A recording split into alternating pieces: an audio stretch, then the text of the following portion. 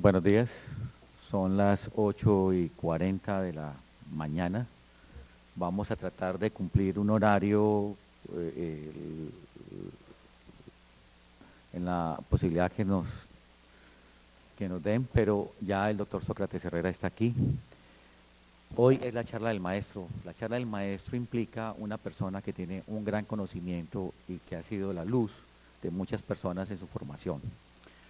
La charla del maestro hoy está dedicada a un instituto y al desarrollo de toda una vida respecto a la investigación, sobre todo en el área de las enfermedades tropicales y otro tipo de enfermedades. Hoy tenemos con agrado tener al profesor el doctor Sócrates Herrera Valencia. Él es médico inmunólogo egresado de la Universidad de Caldas, profesor titular de la Universidad del Valle y director del Instituto de Inmunología y del Centro de Investigación Científica. Este centro es reconocido internacionalmente como centro de referencia para estudios en malaria. Es uno de los 7 u 8 centros en el mundo avalados por la OMS y por el INH para este tipo de estudios.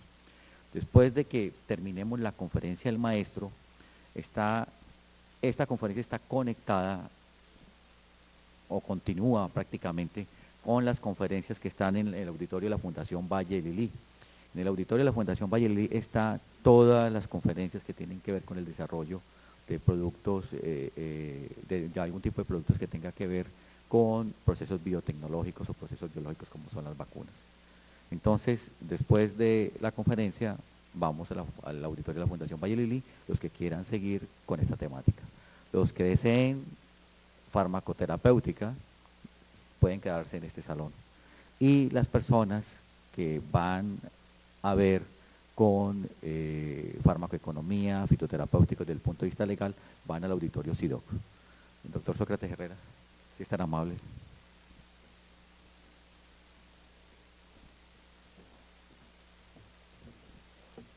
Muy buenos días. Quiero comenzar por dar mis agradecimientos y mis felicitaciones al comité organizador, al doctor Piñeros, doctor Ramírez, al doctor Palacios por el esfuerzo en organizar este congreso nacional y por tener en cuenta la invitación de expertos internacionales que le dan brillo al trabajo que se viene haciendo a nivel nacional. Quiero obviamente aprovechar para expresarles el agradecimiento por la generosa invitación a, a la maestría, al maestro. Yo creo que es una maestría en sufrimiento a lo largo de un poco de años. Eh, Octavio, no sé si tienen un señalador que me puedan facilitar. Uh,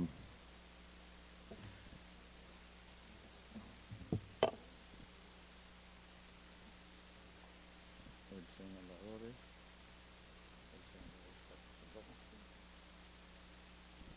No lo voy señalando.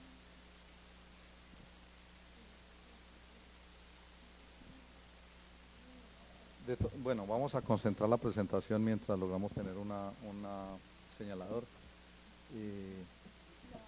Vamos a concentrar, he querido concentrar la presentación que está orientada a compartir con ustedes las dificultades, digamos los retos, los logros, las oportunidades que presenta el país, que presenta Colombia y los demás países de la región para hacer ciencia que contribuya al desarrollo del país en principio, de la ciencia básica, de la ciencia clínica, y que está orientado a encontrar soluciones a los problemas de comunidades en desventaja económica.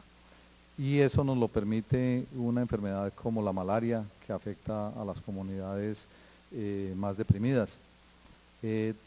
Vamos a presentar primero la carga económica, socioeconómica que representa la malaria, a explicar un poco qué es la malaria y cómo se produce, cuáles serían las opciones de tener una vacuna, cuál es la infraestructura que existe en el país y en la región para poder desarrollar, contribuir con la comunidad científica internacional al desarrollo de una vacuna que por su cobertura y por la manera como afecta al planeta debe ser un esfuerzo internacional, y luego un poco la situación actual y las perspectivas. Cuando hablamos del impacto socioeconómico de la malaria tenemos que referirnos a este mapa. Todas las zonas que ustedes encuentran coloreadas en este mapa son zonas que a lo largo de los últimos, digamos del último siglo han tenido malaria. Las zonas menos intensas, las que son en amarillo claro, fueron zonas maláricas hace 60 años y hoy no siguen siendo maláricas, sino las zonas más sombreadas, las de color más intenso. Y eso desde el punto de vista epidemiológico es muy importante, porque a pesar de que hoy en día no tenemos una vacuna y al contrario tenemos resistencia a los medicamentos, resistencia a los insecticidas, la malaria ha disminuido en su distribución geográfica a lo largo de los años. Y países como Estados Unidos, Europa y otras regiones de la misma zona tropical, como ustedes ven, en el mismo Colombia hay una manchita amarilla hacia el lado de los Santanderes, Magdalena Medio, que son regiones que fueron maláricas hace 60 años y que hoy no tienen transmisión de la malaria. Cali y el Valle del Cauca son un ejemplo de eso, zonas donde se ha podido eliminar la malaria, a pesar de no tener vacuna, pero ha habido, digamos, como una respuesta muy favorable a las actividades de control que se realizan, que ya las vamos a ver. A pesar de que el mapa se ha encogido, el número de casos ha aumentado a lo largo de los diferentes años. Y un ejemplo es, por ejemplo, lo que ha pasado en el continente americano, particularmente en América Latina. Si ustedes ven a lo largo de las últimas 5 a 6 décadas, la malaria llegó a un punto muy bajo alrededor de los años 60, gracias a que hubo una campaña mundial muy intensa orientada a erradicar la malaria.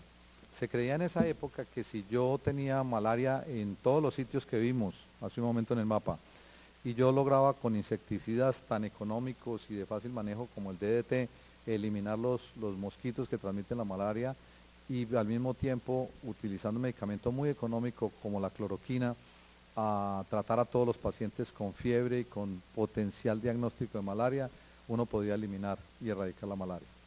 Eso resultó no ser cierto. Ustedes ven que a partir de 1961, momento en el cual se diagnosticaron los primeros casos de resistencia de la malaria a la cloroquina en Colombia, en Venezuela y en Vietnam, la malaria ha ido en aumento. También se comenzó a producir resistencia al DDT. Entonces eso ha contribuido a aumentar el costo del problema de malaria y obviamente en países como Colombia, que lleva 50 años con perturbaciones de tipo político y virtualmente una guerra, pues obviamente es mucho más difícil hacer control de la malaria. A pesar de que esa ha sido la tendencia a lo largo de los años en muchos sitios del mundo, digamos que hasta hace unos años se estaban produciendo en todo el planeta alrededor de 500 millones de casos de malaria y cerca de 3 millones de muertes entre niños y mujeres embarazadas en solo África. Esa era la tendencia que se venía produciendo, pero en las últimas décadas ha habido una inversión muy grande del Fondo Mundial en combatir la malaria y hay otros factores que no se sabe cuáles sean, pero que están contribuyendo a disminuir la malaria de una manera dramática en muchos sitios del planeta. Y al contrario de lo que ustedes vieron en la gráfica y en la curva que les mostré hace un momento, lo que ha pasado en regiones como Centroamérica, por ejemplo, es que la malaria ha disminuido en algunos países como Guatemala, Honduras, El Salvador, a niveles mínimos cercanos a cero transmisión. El año pasado no hubo sino 20 casos en El Salvador. Diagnosticar 20 casos de malaria es extraordinariamente difícil cuando uno tiene que hacer cientos de miles de pruebas diagnósticas. Y en países como El Salvador, donde se tratan los pacientes que vienen con fiebre, independientemente de que se haya diagnosticado que tienen o no tienen malaria, el costo económico para el país es extraordinariamente grande, porque uno pudiera estar hablando de 150.000, 200.000 tratamientos, cuando en realidad no hay sino 20 casos diagnosticados. Entonces, estamos viviendo una etapa de mucho optimismo, porque factores que todavía no conocemos cuáles son están disminuyendo la malaria, y entonces eso genera la posibilidad de eliminación de la malaria en algunas regiones del mundo. Hay que entender un poco el término de eliminación y el de erradicación, que son dos cosas distintas. Es fácil eliminar la malaria del Valle del Cauca, eso ha sido posible, por lo menos y se ha mantenido eliminada por un poco de tiempo. Pero erradicar una enfermedad implica que el microorganismo que la produce desaparece del planeta. Y eso es lo que obviamente suena extraordinariamente más difícil. En este momento hay grandes esfuerzos de agencias financiadoras tendientes a ver si podemos eliminar la malaria en algunos sitios. Ustedes pueden imaginar que en sitios como Centroamérica, como los que les acabo de mostrar, en donde es un área muy bien delimitada, uno de pronto pudiera tener esa suerte, y en esas áreas estamos trabajando nosotros como grupo de investigación. ¿Qué es la malaria? La enfermedad es una enfermedad parasitaria que transmite un mosquito del género Anopheles. Hay más de 40 especies de anofelinos en Colombia, más de 400 en todo el mundo, pero solo unas pocas transmiten el parásito que se llama Plasmodium. Y el Plasmodium hay 4 especies que ya vamos a ver: Falciparum, Vivax, Ovale y Malaria. Y en Colombia solo existen Falciparum y Vivax. La enfermedad se produce cuando el parásito, ya lo vamos a ver, llega a la circulación sanguínea y se manifiesta como fiebre, escalofrío, dolor de cabeza, vómito, malestar general, muy parecido a un dengue, muy parecido a casi cualquier otra enfermedad febril. Se puede confundir con malaria, y eso hace que de cada 100 personas que vienen a consultar al servicio de erradicación de la malaria o a los hospitales con impresión diagnóstica o con sintomatología de malaria, solo 10% sean pacientes maláricos en este momento. Eso ha fluctuado entre 10 y 20%, en ese momento es como el 10% de los pacientes, lo cual genera un problema epidemiológico y para el sistema de salud extraordinariamente difícil, porque si de los 100 pacientes febriles únicamente 10 tienen malaria, pues esos 10 no tienen problemas, se trataron y ya salieron. Pero yo como médico, ¿qué hago con los otros 90 a los cuales no les he podido diagnosticar? No sé si es una tuberculosis, un dengue, leptospirosis, hepatitis, tuberculosis o qué. Y ahí estamos fallando en todo el mundo, estamos fallando en Colombia, y ahí tenemos que concentrar esfuerzos, inclusive los malariólogos, no concentrarnos solamente en el diagnóstico de la malaria, sino qué hacemos con los que no son maláricos. Si la enfermedad no se trata rápidamente, si no se diagnostica y se trata rápidamente, es muy fácil que el parásito que circula por toda la torrente sanguíneo se adhiera a los endotelios vasculares a nivel de cerebro, pulmón, corazón, riñón, y produzca una falla multisistémica. El paciente termina en cuidados intensivos y puede muy rápidamente morir. Entonces, mientras la malaria es rápidamente y fácilmente tratable con un tratamiento relativamente económico en sus estadios iniciales, puede ser muy grave y letal si se deja avanzar. Entonces, es muy importante hacer un diagnóstico temprano y un tratamiento efectivo. Lamentablemente, la inmensa mayoría de las facultades de medicina en países como Colombia están ubicados en zonas no maláricas. Y yo tengo que contarles que en mi carrera no pude ver un solo caso de malaria. Y les puedo asegurar que la inmensa mayoría de los médicos que nosotros formamos en la Universidad del Valle no ven una malaria en toda la carrera, y las bacteriólogas no ven un solo caso de malaria, a menos que sean láminas guardadas de tiempo durante todo el entrenamiento. Entonces estamos en estos países con el reto de poder formar unos profesionales que son entrenados para afrontar el problema y hacer que no vaya un caso que hubiera podido valer 20 o 30 mil pesos de tratamiento, se convierta en un caso de varios millones de pesos en una unidad de cuidados intensivos. En las áreas endémicas el individuo está expuesto permanentemente, y en la medida en que desarrolla infecciones repetidas, los individuos que viven en esa región, la costa pacífica por ejemplo, a los 10, 15 o 20 años pueden estar infectados en altísimo porcentaje en la comunidad sin presentar síntomas. Y tener una enfermedad asintomática representa dos circunstancias. La una epidemiológica muy seria, porque va a tener un reservorio que me está ayudando a la transmisión de la malaria, y yo no lo puedo diagnosticar porque es asintomático. Pero por el otro lado, no teniendo una herramienta efectiva para eliminar la malaria, entonces representa una ayuda enorme para el sistema, porque quiere decir que son individuos que han logrado establecer un equilibrio entre la infección y la enfermedad y la respuesta inmune, y entonces ya pueden vivir una vida casi normal sin tener malaria. Y desde el punto de vista de desarrollo de vacunas tiene una importancia enorme. Es que entonces yo puedo demostrar que puedo llevar a un individuo desde el riesgo a morir o desde una enfermedad muy aguda, muy incómoda. A veces la gente describe aquí, yo no me estoy muriendo, pero quisiera morirme por las manifestaciones clínicas. A tener individuos que pueden trabajar en la comunidad, inclusive niños jugando en el colegio, infectados. Eso es la consecuencia de la respuesta inmune.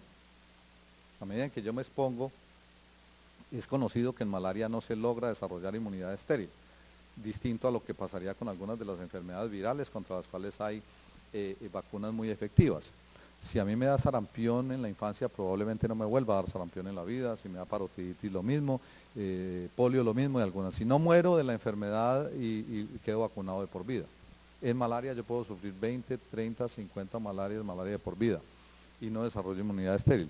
Pero se desarrolla una inmunidad clínica muy sólida, que se produce gracias a que tan pronto entra el parásito al organismo inoculado por el mosquito, el parásito entra al torrente circulatorio. Hoy en día se está replanteando cómo hace el parásito para llegar desde la piel hasta el hígado, pero no es tema de esto. Entendamos que viene desde la piel hasta el hígado y entra, y cada uno de estos parásitos en teoría se convierte en 20.000 o 30.000 nuevos parásitos. Es un crecimiento enorme durante una semana, un poco más de una semana, 10 días. Y entonces si he recibido aquí 100 parásitos inoculados por el mosquito, puedo tener aquí 3 millones de parásitos 2 semanas más tarde entrando al torrente sanguíneo, y aquí comienza a multiplicarse por 10 o por 20 cada 48 horas. Es en esta fase en que se produce el fenómeno sintomático, la sintomatología y las complicaciones de la infección y de la enfermedad. Aquí nadie sabe si está o no está enfermo, y estas formas del parásito, las formas sexuales, no producen enfermedad. Están listas para infectar otro nuevo mosquito y desarrollar el ciclo en el mosquito.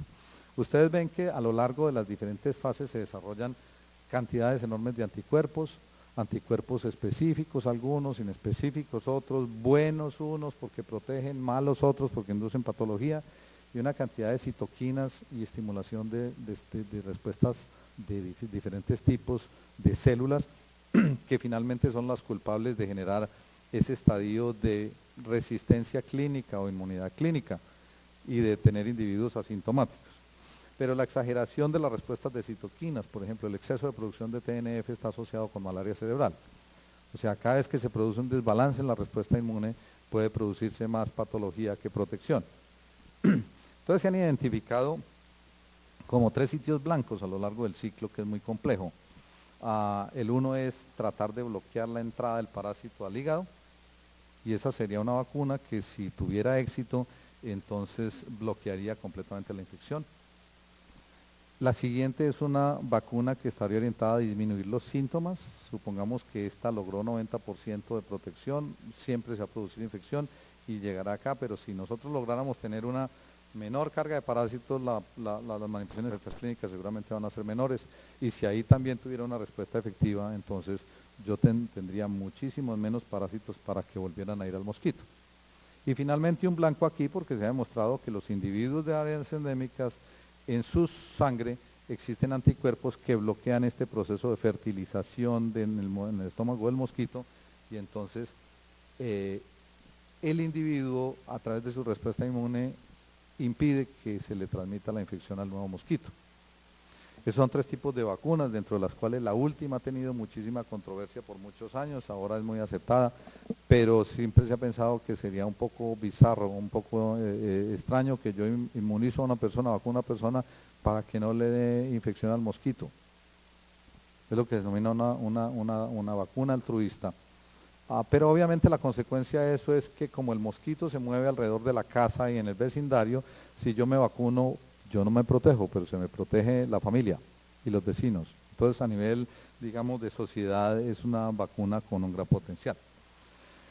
Las medidas de control han consistido en diagnóstico temprano, como dije, tratamiento curativo y tratar de eliminar el mosquito o impedir el contacto entre el mosquito y el humano con repelentes o con toldillos mosquiteros en las casas. Y basados en digamos, mecanismos inmunológicos que llevan a inmunidad clínica en los voluntarios, entonces se piensa que es posible desarrollar vacunas. ¿Y qué es una vacuna? Estando en un congreso farmacológico, pues es un producto farmacéutico que está compuesto en general por un componente o un microorganismo completo que denominamos inmunógeno o antígeno y que tiene un vehículo que usualmente tiene que ayudar a fortalecer la respuesta inmune, que se llama adyuvante. Y cuando uno inocula esa repetidas oportunidades, entonces lo que debería era prevenir la infección, como dijimos ahora, reducir la enfermedad o bloquear la transmisión al mosquito, o posiblemente las dos o las tres. Ahora, en la medida en que son 4 especies de parásitos que afectan al humano por lo menos, y que uno en un país como Colombia está expuesto a Plasmodium falciparum y a Plasmodium vivax, y los dos no son similares, son parásitos extraordinariamente distintos, entonces uno no puede hablar de una vacuna y de una molécula que lo hace todo, que afecta a 2 especies de parásitos distintas y que me afecta 3 ciclos, ojalá pudiéramos, pero no es eso el caso. Y yo quiero hacer énfasis en eso, es porque todos los días encuentro personas que me preguntan a partir de cuándo comienza la vacunación. Y la vacunación para el público no estará disponible hasta cuando no esté licenciada la vacuna. Y ustedes se pueden imaginar, después de lo que hemos visto hasta aquí, lo difícil que es producir una vacuna que afecta 2 especies de parásitos o 4 en 3 ciclos distintos, con un genoma de entre 5.000 y 6.000 genes, y con unos métodos muy precarios, muy primitivos, muy de selección de antígenos todavía bastante empírico. Pero hay una evidencia de que la inmunidad definitivamente es capaz de producir inmunidad, y que pues la vacuna puede ser posible porque la mortalidad y la morbilidad disminuyen con el paso de la edad. La parasitemia puede ser eliminada si yo hago transferencia pasiva de anticuerpos o de células de animales o de personas inmunes a personas susceptibles. Experimentalmente se ha trabajado por 40 años atenuando parásitos por irradiación, como si yo tomo un grupo de mosquitos, los infecto, les aplico radioterapia como si tuvieran cáncer, esos parásitos se atenúan y después me sirven como vacuna. Son altísimamente efectivos, pero obviamente yo no puedo desarrollar una vacuna basada en que se suministra la vacuna a través de picadura de mosquitos. Eso es irrealista. Y más recientemente, en los últimos 20, 25 años, ha habido un consorcio muy poderoso conformado por la compañía Glaxo, por la Armada de los Estados Unidos y con gran financiación de Bill Gates, que ha demostrado que esta vacuna, que es una vacuna derivada de Plasmodium falciparum, equivalente en molécula a la que nosotros la que voy a presentar hoy, produce algo de inmunidad. No muy promisoria, pero produce algo de inmunidad, lo que quisiera decir que sí es posible tener una vacuna. ¿Cómo se desarrolla una vacuna? Pues bueno, hay que seguir un poco de fases. Hay una fase de investigación que se llama fase de descubrimiento, luego unas fases de evaluación de moléculas en animales, posteriormente evaluación de esas moléculas que hayan pasado los análisis iniciales y sean promisorias, análisis en lo que se denomina fases clínicas, que son fase 1, fase 2, fase 3 y finalmente la fase 4, que es la aplicación masiva. Esta es una diapositiva producida hace varios años por la Organización Mundial de la Salud solamente para mostrar las vacunas que vienen desarrollándose en Plasmodium falciparum. Se estima que son cerca de 80 posibles candidatos o posiblemente cerca de 80 formulaciones distintas. Una formulación distinta puede estar basada en el mismo antígeno que es puesto en diferentes vehículos o el mismo antígeno en fragmentos distintos. Entonces, para ilustración de ustedes, cuando nosotros hablamos de la vacuna en Colombia, estamos siendo extraordinariamente simplistas en el concepto de vacuna, porque estamos hablando de los registros de la Organización Mundial de la Salud, que dice que hay 80 por lo menos por diferentes formulaciones que se están probando en el mundo como potenciales vacunas, y nosotros estamos hablando de la vacuna que estaría lista para el año entrante, la vacuna colombiana. Entonces no hay todo esto en solo Plasmodium falciparum y nos queda Plasmodium vivax y Plasmodium malaria y Plasmodium ovale. Nosotros hemos decidido concentrar esfuerzos desde hace muchos años, hace 20 o 25 años que nos encontramos con el doctor Gian Pietro Corradín, colega de la Universidad de Lausana, que va a hacer presentación un poco más tarde en la otra sala que mencionó el doctor Octavio Piñeros, y decidimos concentrar esfuerzo en este estadio del parásito, que es el que inocula el mosquito y va al hígado, porque se ha demostrado que los anticuerpos que existen contra esta fase del parásito son capaces de inducir esta reacción de precipitación. Normalmente el parásito tiene una membrana lisa, aquí se ve rugosa, y esas rugosidades son el efecto de la reacción entre el parásito y anticuerpos. Eso hace que la membrana del parásito y parte de las proteínas se desaparezcan de la superficie del parásito, pero el parásito nos queda sin con qué invadir. Entonces se ha demostrado que si yo bloqueo algunos receptores en el parásito no son capaces de invadir al hígado. Esa proteína es esta, se descubrió en 1980, en la mitad de la década de los 80, está conformada por una región central basada en bloquecitos de aminoácidos repetidos, fáciles de sintetizar, y generó una expectativa enorme hace 25 años. Se creía que si yo sintetizaba un pedacito de esta proteína y la utilizaba como vacuna, con eso tenía. Y hubo una gran excitación. Se demostró después de que eso contribuía un poco experimentalmente, pero que en la realidad no controlaba, y probablemente obedezca que es que las regiones funcionales de la proteína son la región 2 y la región 1, que contiene secuencias muy conservadas de aminoácidos que el parásito utiliza como receptor para entrar a las células donde crece, tanto en el mosquito como en el hígado del individuo. Entonces, en los últimos años se ha concentrado más esfuerzo en esas regiones que son funcionalmente reconocidas ya, y lo que nosotros hicimos con el doctor Corradín en la Universidad de Lausanne a lo largo de las últimas 2 décadas fue hacer un mapeo muy juicioso, muy minucioso de los epítopes inmunológicos, digamos, inmunes que se encontraban en la proteína, para no ir sencillamente asumiendo que tales regiones son importantes o no, sino desde el punto de vista inmunológico cuáles son las que contribuyen, y terminamos desarrollando con una tecnología que él maneja muy bien en la Universidad de Lausana, péptidos largos. Hace 30 años no era posible producir péptidos de más de 20 o 30 residuos, ahora hay la posibilidad de producir proteínas o polipéptidos significativamente grandes de más de 150 residuos, lo cual ha facilitado el desarrollo de investigación tanto en primates como en humanos. Con esas proteínas decidimos que después de haber hecho toda esta secuencia en el laboratorio, en lo que se denominarían como fase de descubrimiento, pasamos a estudios en animales. Va a haber una charla un poco más tarde más detallada como son los estudios en animales. Pero quiero aquí solamente hacer énfasis de que dentro de los estudios animales, a nivel de prácticamente todo el mundo, la gente tiene la posibilidad y el acceso muy fácil a hacer estudios en roedores, en ratones. Entonces la gran masa de publicaciones científicas que se producen alrededor de vacunas, de la malaria por lo menos, son hechas en ratones.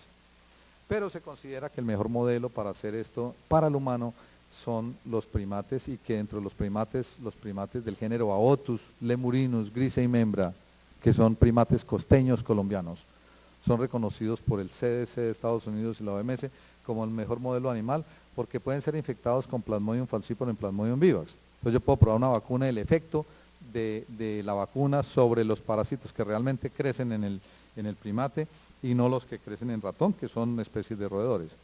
Entonces nos dimos a la tarea de establecer un centro de primates que ha manejado poblaciones de 300, 400 animales, y que nos han permitido hacer una serie primero de aprendizaje y segundo de aplicación de ese modelo al estudio, no solo del candidato o los candidatos que nosotros hemos venido trabajando, sino de los que se van generando en otras partes del mundo. Y eso nos ha permitido un acceso muy rápido, muy eficiente a información y a conocimiento y aprendizaje. Ha sido la posibilidad de que en lugar de exportar animales para Estados Unidos y Europa, entonces importamos colaboradores, amigos, de los cuales hemos aprendido a hacer todo este desarrollo. Hace 20, 25 años no sabíamos nada de cómo se empezaba a hacer una vacuna. Aquí hay amigos, testigos de la dificultad que nos costó comenzar a estandarizar estas cosas. Fue un proceso de aprendizaje extraordinariamente difícil, pero ahora somos un centro al cual muchísima gente quiere referir sus moléculas para estudios preclínicos en estos primates. Obviamente, como los mosquitos también están en Colombia, Es ideal poder tener el ciclo en el mosquito y eventualmente poner juntos el mosquito, el ciclo en el mosquito, el ciclo en el huésped vertebrado, primate humano. Entonces pudimos hace unos 15 años desarrollar un modelo que involucra el ciclo en el mosquito y el ciclo en el mono. Hicimos estudios preclínicos con las proteínas que les dije y ustedes ven las respuestas de los diferentes grupos de animales a diferentes regiones de una molécula. No voy a entrar en detalles de esto porque el tiempo no nos lo permite, pero básicamente esto nos indicó dos cosas inicialmente. Primero, que esas moléculas que se estaban produciendo en el laboratorio no eran tóxicas en sistemas vivos, en sistemas de animales, y segundo, que eran altamente inmunogénicos, y tercero, que la respuesta inmune que inducían duraba por prácticamente un año, lo cual es algo extraordinariamente estimulante, sobre todo frente a lo que se ha producido anteriormente. Con esos resultados toca afrontar un problema muy difícil. Usted ya demostró en el mejor modelo animal que existe que eso funciona. ¿Qué va a hacer ahora? ¿Le toca pasar a humanos o pedirle que otro lo haga? Entonces decidimos que aceptábamos ese reto, hicimos convenios con el Hospital Universitario del Valle, con el Centro Médico Imbanaco, con la Clínica Valle del Lini, establecimos grupos de investigación en el laboratorio y grupos de apoyo a nivel clínico y comenzamos a aprender a desarrollar ensayos clínicos. Muy difícil, no es fácil, por más experiencia que tenga en el modelo animal, pasar ahora al sistema humano, en donde además de haber desarrollado y aplicado buenas prácticas de laboratorio, hay que aprender a desarrollar y a cumplir con buenas prácticas clínicas. Eso ha sido un proceso de aprendizaje extraordinariamente dispendioso, laborioso, difícil, sobre todo en un medio en donde ustedes conocen, no hay una investigación pujante en el área clínica y sobre todo no en las fases iniciales. Ayer o antier hablábamos con algunos de los funcionarios del INVIMA y siendo aún la agencia reguladora decían, es que en Colombia no se hacen ensayos de fase 1 y fase 2. Y uno pudiera decir que sí, que como que es cierto, porque excepto unos pocos, y probablemente otros pocos, no se hace investigación en fase 1 y fase 2. Es demasiado difícil tomar una molécula que nunca se ha aplicado en el humano, ir a ver si es segura o no es segura, y si tiene o no tiene efecto. Y de cualquier manera, por decirlo menos, es muy laborioso. Primer estudio, incluimos 69 voluntarios, bastante grande para ser el primero, y decidimos formularlo en un adyuvante que se produce en Francia, el Montana ISA 720, y desarrollar un modelo de dosis escalonadas, comenzando con dosis bajas de 10 microgramos, que se iban a aplicar en un momento cero a los 2 meses y luego a una tercera dosis a los 6 meses. Y solo cuando la dosis baja demostraba no tener un efecto patológico, se pasaba a la dosis siguiente, 30 microgramos, y luego a la dosis siguiente de 100 microgramos. Había que estudiar si eso era seguro, no producía anormalidades desde el punto de vista ni de función renal, función hepática, hematológica, y segundo, si tenía algún efecto inmunológico. Pudiera ser que la vacuna, estos candidatos a vacuna no producían reacción tóxica, pero tampoco producían inmunogenicidad. Nosotros fuimos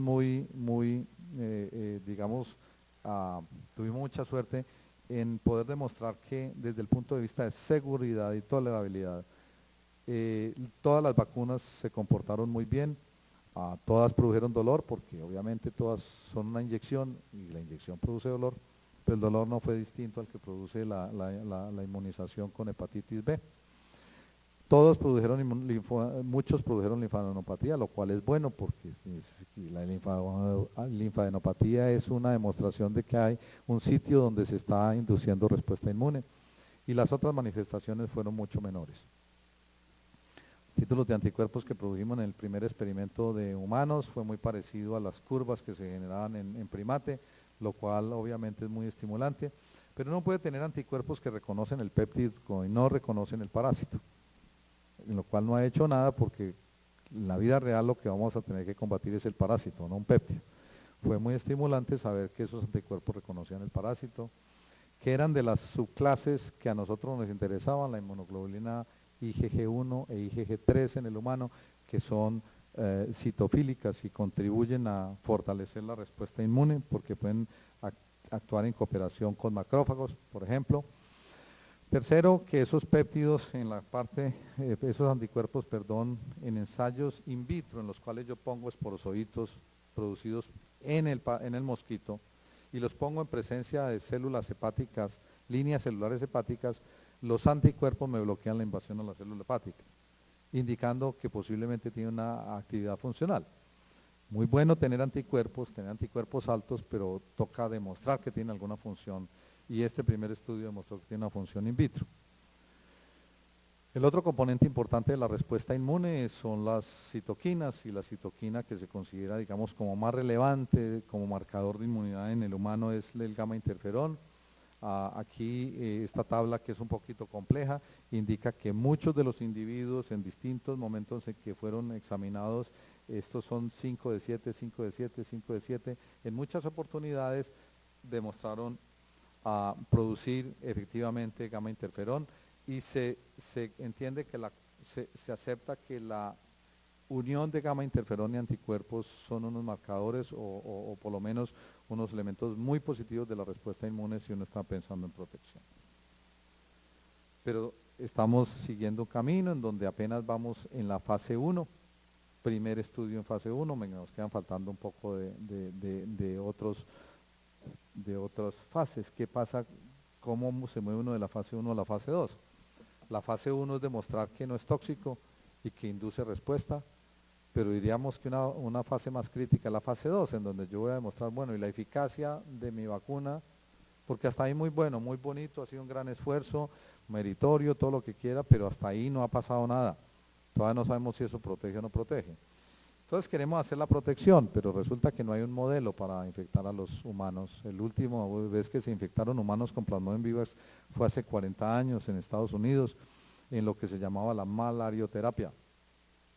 Los médicos con un poco más años de vida profesional recuerdan que la sífilis produce tabes dorsal, neurosífilis, y en esa época se consideraba que las altas temperaturas que producen malaria matan el treponema y los pacientes, por ejemplo, con demencia por neurosífilis, se les daba malaria, se esperaba que hicieran un poco de semanas malaria y esa gente se mejoraba. Obviamente al aparecer la penicilina desaparece el modelo y a nadie más se le hace inoculación de malaria. Tuvimos que desarrollar entonces un modelo que consiste en infectar mosquitos en el laboratorio y luego usar esos mosquitos para infectar humanos. Pero yo no puedo irme a un ensayo de vacuna a retar humanos con esporozoitos, a infectar humanos con esporozoitos sin saber si me va a funcionar el modelo de infección o no.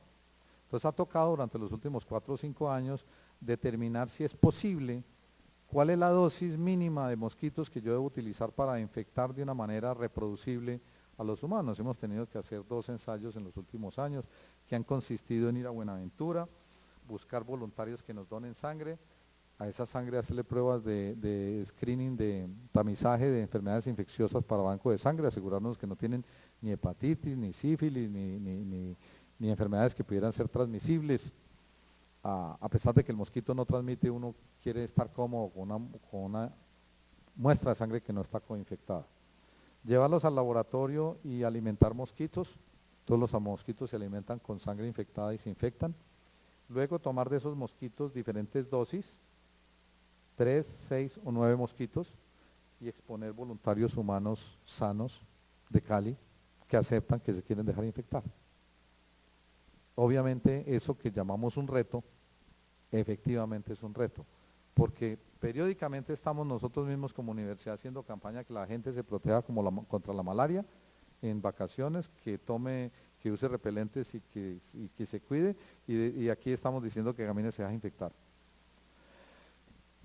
Tuvimos el acompañamiento de la Organización Mundial de la Salud, de expertos del Instituto Nacional de Salud de los Estados Unidos, del Ministerio, de Colciencias, de muchos amigos, de muchos colaboradores aquí en Cali y en el resto del país, y logramos desarrollar este modelo en el cual expusimos 18 individuos divididos en grupos de 6, y entonces se expusieron a dosis de 2 a 4 mosquitos, o de 5 a 7, o de 8 a 10. Lo que ustedes pueden ver aquí es que alrededor de 10 días, entre 10 y 11 días, no importa qué dosis de mosquitos se les hayan aplicado, todos desarrollan infección. Desarrollan sintomatología inicialmente, algunos usualmente se desarrollan los síntomas un poco más temprano y luego comienza a hacerse positivo tanto por gota gruesa, por examen microscópico como por PCR. Esos pacientes inmediatamente se diagnostica la malaria, se tratan y en 24 a 48 horas están libres de infección. Estos estudios con Plasmodium falciparum, que es mucho más grave, más agresivo, se hacen de rutina en Europa y en Estados Unidos. Entonces no hay que asustarse que podamos desarrollar eso en Colombia, máxime que no existe en ninguna otra parte del mundo.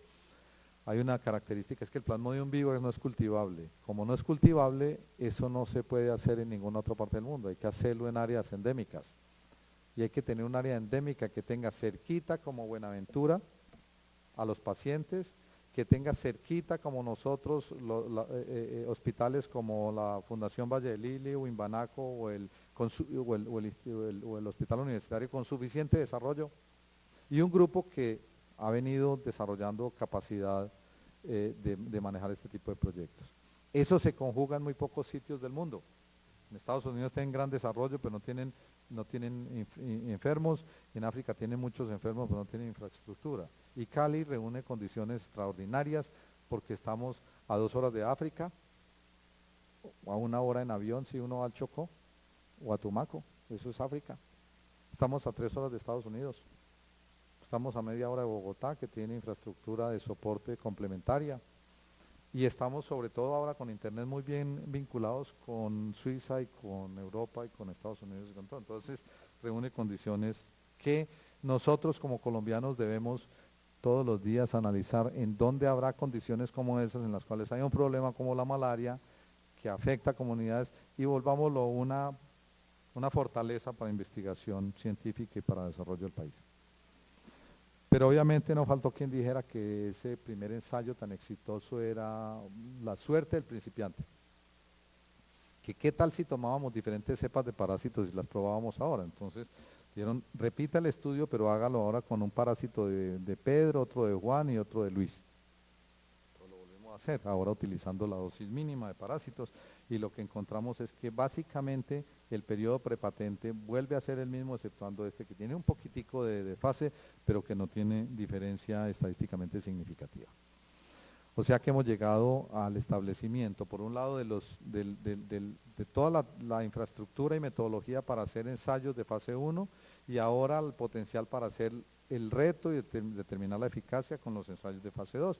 Esto solamente para demostrar que los síntomas y los signos que se desarrollan en la malaria en esos individuos son iguales a los descritos en la literatura y que aquí abajo la reacción a los antimaláricos es la misma que se describe y que está muy bien documentada.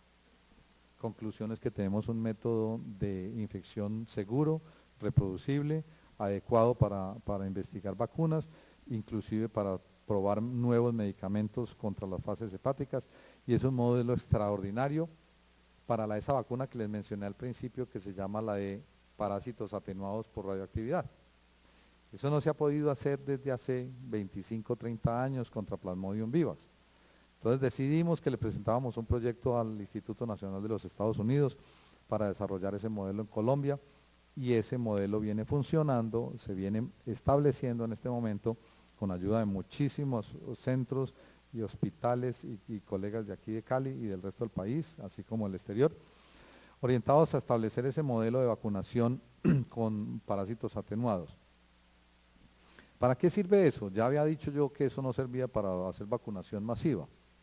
Pero en la medida en que esto produce inmunidad completa de los individuos, y yo tomo esos mosquitos infectados e irradiados y se los aplico periódicamente a los individuos, a un grupo de voluntarios, ellos se me vuelven completamente inmunes, distinto a lo que pasa en la naturaleza, que la inmunidad es, digamos, parcial, solamente inmunidad clínica. Esto produce inmunidad estéril.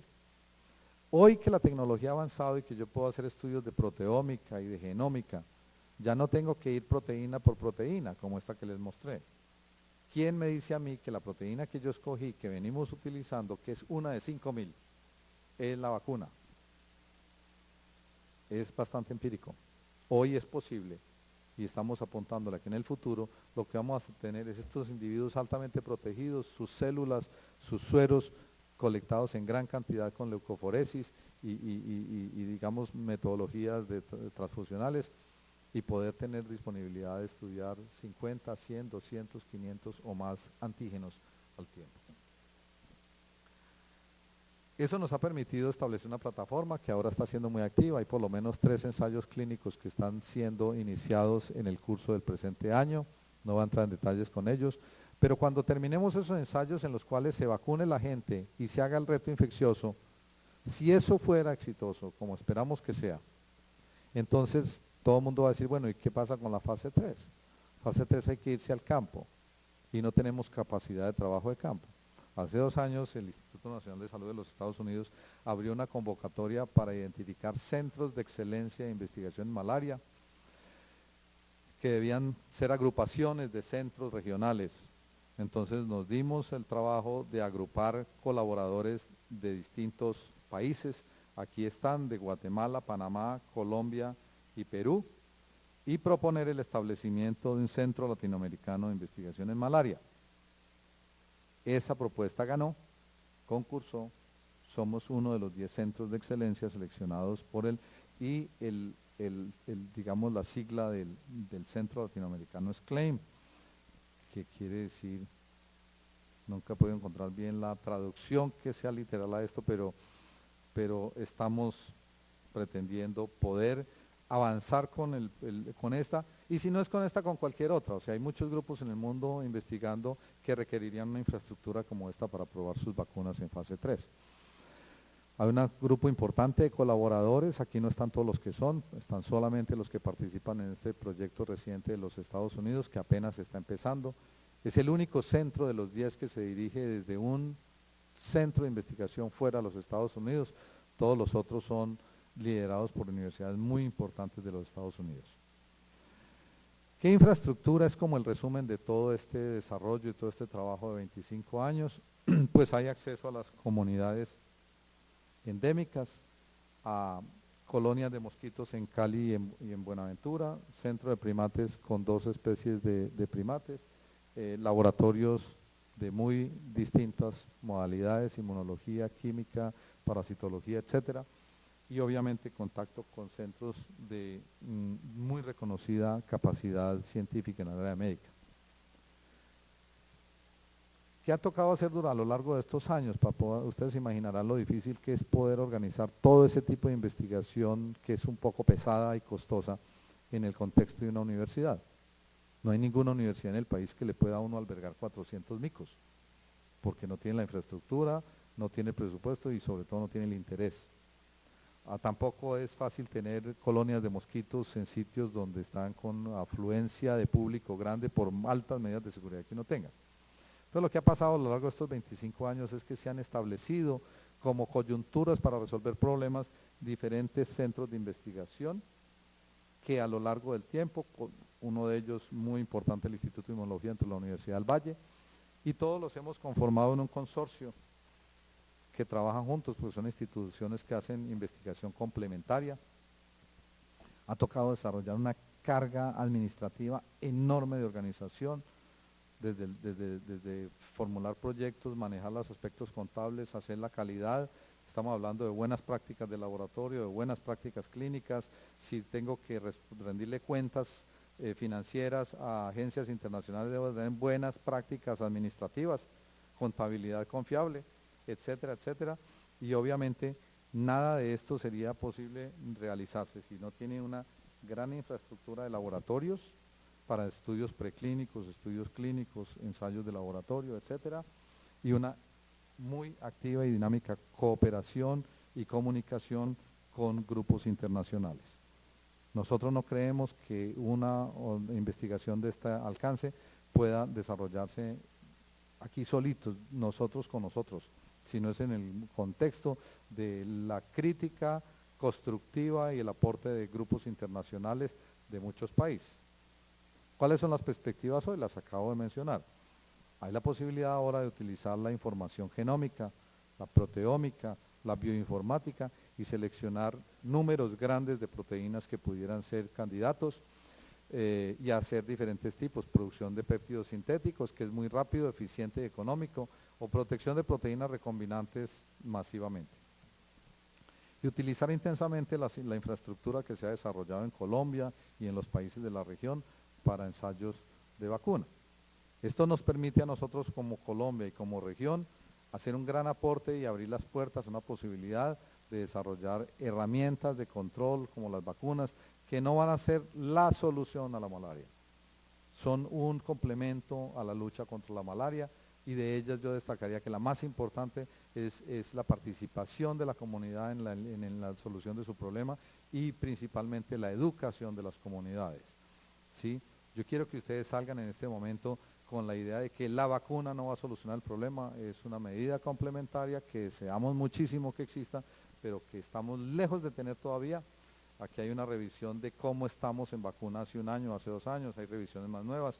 Quise mostrar esta porque la desarrollamos en colaboración con el doctor Jean Pietro Corradín, que está en esta oportunidad con nosotros, que hará presentación un poco más tarde. ¿Qué se ha desarrollado en este proceso? Alrededor de 100 publicaciones científicas en revistas con peer review, con evaluación. La más reciente es un suplemento de 10 artículos del grupo, publicados en el American Journal of Tropical Medicine and Hygiene. Y bueno, ¿qué es importante decir ahora? Es que es completamente posible en un país como Colombia, que es completamente posible en una ciudad como Cali, en una área como el Pacífico, desarrollar investigación que compite internacionalmente y que está orientada a contribuir al desarrollo de una solución de un problema que es global, que es un problema de salud de todo el mundo. Tengo que agradecer a las comunidades de las áreas endémicas que han sido muy pacientes con nosotros por 25 años, y obviamente muchísimo afecto y consideración y agradecimiento a los jóvenes caleños que han aceptado pasar por una infección sin requerirlo, por razones altruistas, ¿sí? A una cantidad de centros que han participado, no alcanzo a nombrarlos todos aquí, la Universidad del Valle, a la Fundación Clínica Valle Lili, el Centro Médico Imbanaco, el Hospital Universitario, el Departamento de Bioquímica de la Universidad de Lausana, el Centro de Investigación de Estados Unidos que dependen del NIH, fuentes financiadoras que nos han acompañado a lo largo de 25 años prácticamente de manera ininterrumpida: Colciencias, el Ministerio de la Protección Social, la OMS, la Unión Europea y varios centros que pertenecen al complejo de NIH en los Estados Unidos. Yo creo que esto da una descripción breve, rápida, digamos, del producto de mantener confianza, creer en el país y trabajar. Cuando el presidente decía que hay que trabajar, trabajar y trabajar, eso es una partecita de lo que hacemos. Hay que todavía seguir trabajando y trabajando más, muchísimo más de lo que decía el presidente Uribe. Ha sido el producto de tener seguridad, confianza en lo nuestro, pero sobre todo no pretender que somos desde aquí aisladamente capaces de desarrollar nada, si no tenemos el concurso de colaboradores internacionales, agencias financiadoras internacionales. Si no se publica, seguramente no habrá respaldo. Entonces es algo que yo quiero destacar: las comunidades, el fragmento de la sociedad joven colombiana que representan ustedes, tiene que pensar que estos congresos tienen que ser el escenario donde viene a mostrarse lo que el país es capaz de hacer y publicar.